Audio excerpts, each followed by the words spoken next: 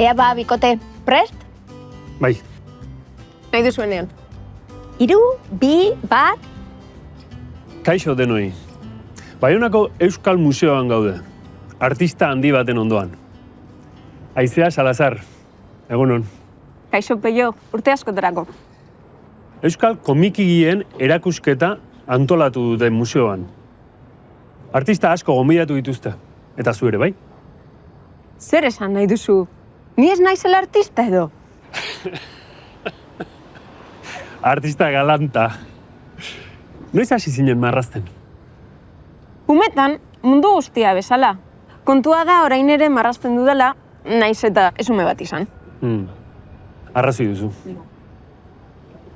Elkarrizketan ere marrazten jarraitu duzu. Zer ari zara marrazten? Ikus nahi duzu? Noski. Ea ba. Azken nukitu batzuk eta... Hauxe da Peio, zuen aurkezle maitia. Ze ona, sekulakoa. Artista handia zara izea. Mi esker. Ez da ezer. Eta zuek, etorri erakusketa ikustera. Moztu! Peio, berdin-berdina zara. Ez da egia.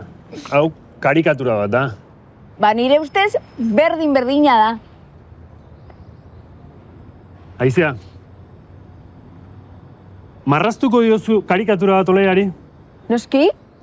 Gerturatu pixka bat. Orain ikusiko duzu. Aizea, zertan jartzen duzu arreta marrazteko? Denok dugu aurpegian zerbait barregarria. Peiok bai, nik ere bai?